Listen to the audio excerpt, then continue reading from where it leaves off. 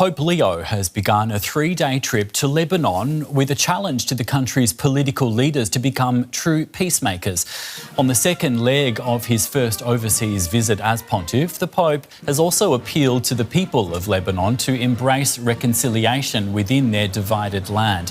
Lebanon is a Muslim-majority country, but around a third of the population are Christians. Israel is still carrying out strikes in the south. That's despite a ceasefire being in place. Let's bring in DW correspondent Stella Männer now, who joins us from Beirut. Stella, hi there. Pope Leo is now in Lebanon. That's a country reeling from conflict between Israel and Hezbollah. What's stood out to you from what he's said there so far? The theme of Pope Leo's visit is a biblical quote from Matthew 5.9 saying, "Blessed are the peacemakers," and therefore it was no surprise that he framed his entire speech at the presidential palace around the topic of peace. He started by saying and naming three main characters or key characters of a peacemaker. And according to Pope Leo, these are resilience, reconciliation, and perseverance. And Pope Leo said that all the three of these key characteristics can be found in the Lebanese people. For example, in young people who have decided to stay in the country despite all the crisis and despite all the discomfort that they have to go through. He then continued addressing the Lebanese politicians and calling them that they should serve in the interest of their people. And then he also called on all the religious groups within Lebanon to reunite and really fight for peace.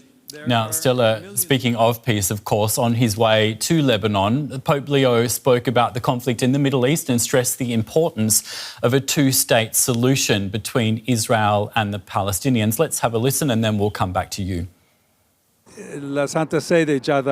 For years now, the Holy See has publicly supported the proposal for a two-state solution. We all know that Israel does not yet accept this proposal. But we see it as the only solution that could offer a resolution to the ongoing conflict they are constantly living through.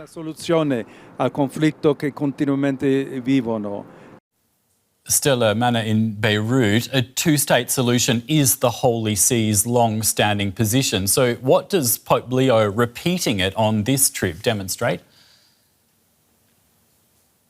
So Pope Leo gave this statement while he was flying from Turkey to Lebanon, and he said it when he was asked what his talks with President Erdogan in Turkey were about. And then he basically said that they talked about Gaza, the war in Gaza, and in Ukraine. On one hand, politically speaking, it is not really a surprise that he is calling for a two-state solution, as the Holy See has recognized a Palestinian state already in 2015.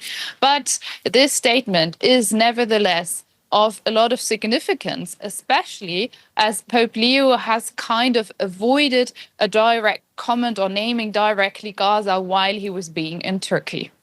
And Stella, just tell us, given what you've just said, how political has this trip been generally? Well, Pope Leo's visit is already taking place in a very politically critical time.